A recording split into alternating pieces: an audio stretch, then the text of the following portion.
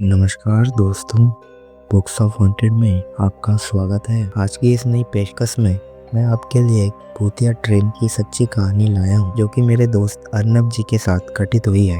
उन्होंने अपनी कहानी मुझे इंस्टाग्राम पर सेंड करी है। तो आइए चलते हैं आज की अपनी कहानी की ओर।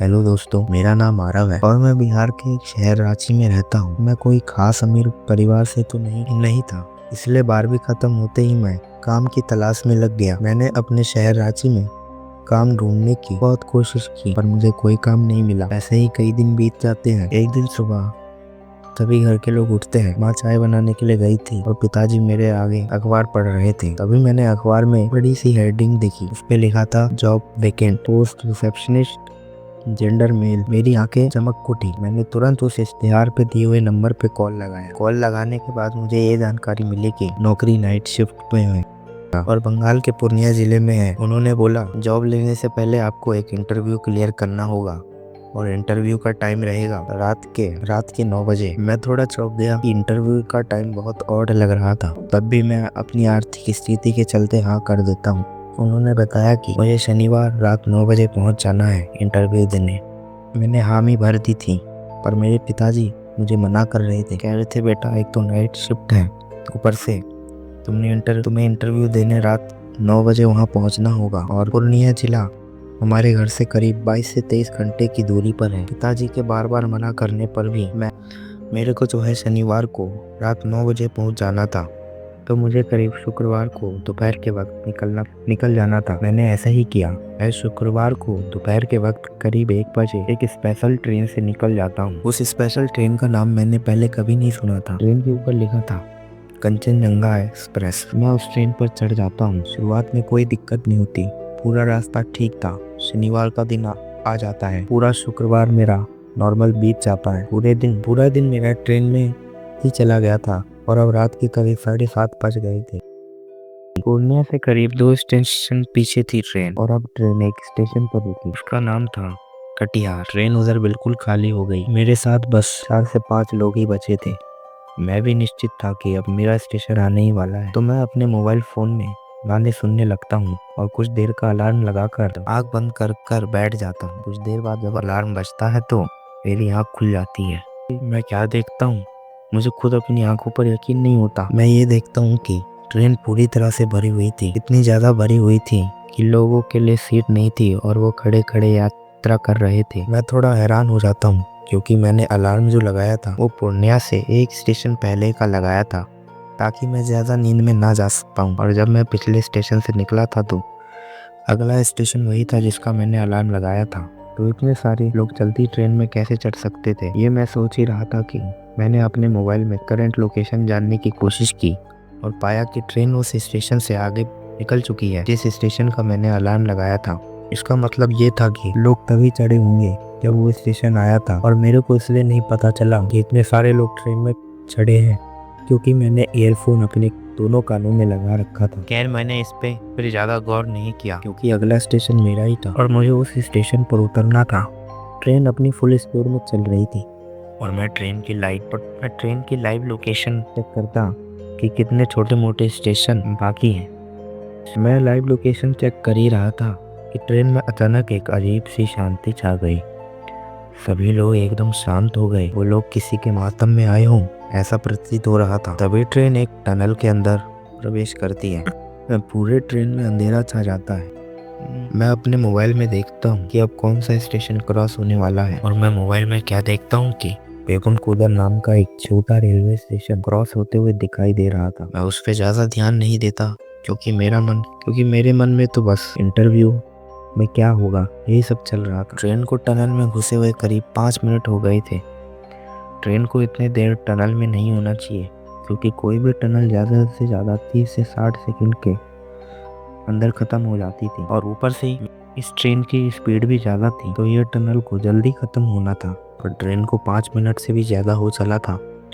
ऊपर से ट्रेन में सब एकदम शांत हो गए थे, जैसे ट्रेन में कोई हो ही ना। मैंने अपने मोबाइल की रोशनी आसपास मारी तो ट्रेन में लोग थे, कुछ खड़े थे क्योंकि भीड़ इतनी थी, क्या करते। मैंने जब सबको देखा तो मैं वापस अपने मोबाइल में लग गया और तभी मेरी नज़र टाइम पे पड़ती है। टाइम हो रहा था 8:10। मैं हैरान, ये वही टाइम था जब मैंने अपने मोबाइल में अलार्म सेट करा था, जिसको बजे हुए करीब 20 मिनट से ज़्यादा हो गया। मैं कुछ देर तक रुक के चेक करने लगा कि टाइम चेंज हो रहा है या नहीं, पर लगभग 2 मिनट वेट करने के बाद भी टाइम चेंज नहीं हो रहा था और ट्रेन जिस टनल में घुसी थी वो भी खत्म नहीं हो रही थी। मेरा ध्यान मोबाइल के सिग्नल पर गया। मेरे मोबाइल में सिग्नल भी नहीं आ रहा था। मैंने ट्रेन की लाइव लोकेशन चेक करी। हालांकि मेरे मोबाइल में नेटवर्क नहीं था, पर जीपीएस के इस्तेमाल से मैं लाइव लोकेशन देख सकता था। जैसे ही मैंने लोकेशन चेक करी तो ट्रेन एक स्टेशन पर रुकी हुई दिखा रही थी और वो स्टेशन था बेगुन खुदा रेलवे स्टेशन। पर ऐसा कैसे हो सकता था? ट्रेन तो एक टनल में चल रही थी। मैंने बाहर झांकने की कोशिश की, पर बाहर अंधेरे के कारण कुछ साफ साफ दिखाई नहीं दे रहा था। पर ट्रेन चलती हुई महसूस जरूर हो रही थी, क्योंकि अब मैं बहुत डर चुका था, क्योंकि ट्रेन तो चल रही थी पर लोकेशन में स्थिर खड़ी हुई दिखाई दे रही थी। और सभी लोग पता नहीं क्यों इतना शांत थे, जैसे उन्हें फर्क ही नहीं पड़ रहा हो।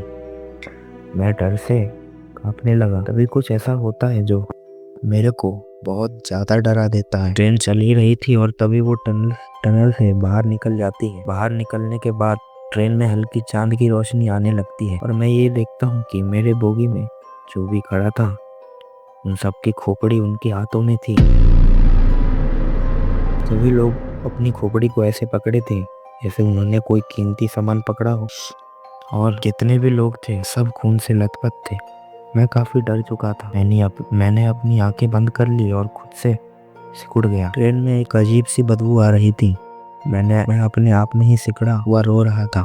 ये सब क्या हो रहा है?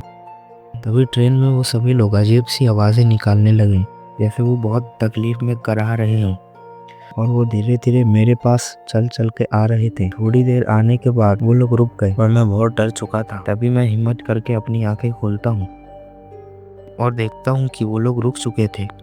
मैं हिम्मत करके वहाँ से उठता हूँ और उन्हें धक्का देके भाग जाता हूँ गेट की तरफ। जैसे ही मैं गेट पर जाता हूँ तो जो सरकटे हुए लोग थे या फिर लाश थी, जो भी थे, उनमें से एक मेरी तरफ बढ़ने लगता है और अपना सर वहीं नीचे रख देता है। मैं हैरान था कि वो आदमी अपना सर नीचे रख के बिना किसी चीज से टकराए आगे कैसे बढ़ रहा था। मैंने डर के मारे ट्रेन की बोगी में लगा दरवाजा खोलने की कोशिश करता हूँ, पर वो दरवाजा जाम था। पता नहीं क्या था कि वो दरवाजा खुल ही नहीं रहा था। इतने में प्रयास करते करते वो मुर्दा मेरे एकदम पास आ गया और उसने मेरे को मेरी गर्दन से पकड़कर उठा लिया। मेरे को यही समझ नहीं आ रहा था कि वो बिना सर के मेरे को देख कैसे पा रहा है। मैं ये समझ सकूं उससे पहले वो मुझे उठाकर वहीं मेरी सीट पर मेरे को पटक देता है और बाद में जाके अपनी मुंडी उठा लेता है और मेरे पास आकर कहता है उसी मुंडी से कि तुम अब इस ट्रेन के एक पैसेंजर हो, तुम्हारी मंजिल अभी नहीं आई है। उसकी बातों से मैं बहुत डर जाता हूँ। हालांकि फिर से हिम्मत करके उसे सवाल करता हूँ कि ये ट्रेन कौन सी है। वो बताता है ये ट्रेन कंचनजंगा एक्सप्रेस है। मैंने मन ही मन सोचा कि कंचनजंगा एक्सप्रेस, ये तो मेरी वाली ही ट्रेन है, तो ये भूतिया ट्रेन में कैसे बदल गई। मेरे को उन मुर्दों से डर तो लग रहा था, पर वो लोग मेरे पर हमला नहीं कर रहे थे जब तक कि मैं सीट से ना उठूं। तो मैंने इसी बीच अपना मोबाइल निकाला और टाइम देखा। टाइम वही था 8:10। इस बार मैं डेट भी चेक करता हूँ और जैसे ही मैंने डेट चेक करा मेरे होश उड़ गए थे। डेट था 17 जून 2024। अभी तो 2025 चल रहा है, तो ये 2024 की डेट क्या कर रही है? मैं हैरान था ही कि मुझे अचानक कुछ याद आता है कि 18 जून 2024 को मैं घर में सुबह सुबह सोफे पे पिताजी के सामने चाय का इंतजार कर रहा था और मेरे पिता ठीक मेरे सामने अखबार पढ़ रहे थे। उन्होंने अखबार में एक बहुत बुरी खबर पढ़ी। कंचनजंगा एक्सप्रेस का बहुत भीषण हादसा हुआ था 17 तारीख को। अब जब मेरे को सब समझ में आ गया था कि ये ट्रेन कौन सी है और इन मुर्दों का क्या राज है, तो अब मैं बहुत डर जाता हूँ और अपनी सीट उठ के भागने की कोशिश करता हूँ। मैं गेट तक आने में कामयाब तो हो जाता था, पर वो मुर्दे मेरे को बार बार पकड़कर मेरी सीट पर फेंक देते थे। मैं अब थक गया था एक ही चीज कर करके कि अब कुछ देर में वहीं बैठता हूँ और सोचता हूँ कि इस बार पीछे की तरफ जहाँ पर बाथरूम है उधर भागूं। कुछ देर इंतजार के बाद मैं उन मुर्दों को धक्का देके भाग जाता हूँ ट्रेन के पिछले हिस्से की तरफ जहाँ पर बाथरूम होता है। उधर जाके मैं देखता हूँ कि वहाँ वॉश बेसिन के ऊपर एक आईना था उस आईने में मेरे को जो नज़ारा दिख रहा था वो दिन का था, ना कि रात का जैसे अभी है। मैं उस आईने के पास जैसे ही जाता हूँ तभी पीछे से वो मुर्दा भागने लगता है। मैंने अब तक किसी मुर्दे को ऐसे भागते हुए नहीं देखा था। उसके भागने के कारण मैं डर के मारे लड़खड़ा जाता हूँ और बैलेंस बनाने के चक्कर में मैं उस आईने पे हाथ रख देता हूँ। मेरा पूरा हाथ उस आईने के आर पार चला जाता है। मैं उस मुर्दे से बचने के लिए पूरा उस आईने में प्रवेश कर जाता हूँ। जो जैसे ही मैं उस आईने में पूरा आ जाता हूँ तभी वो आईना गायब हो जाता है मेरी आंखों के सामने से, जैसे वहां पर कोई आईना कभी था ही नहीं। मैं हैरान था।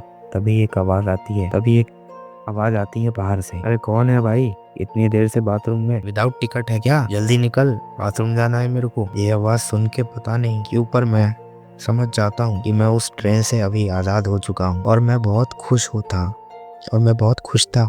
मुझे भले ही गाली दे रहा था वो व्यक्ति और मेरे को कोई फर्क नहीं पड़ रहा था। मैं फटाक से बाहर निकलता हूँ।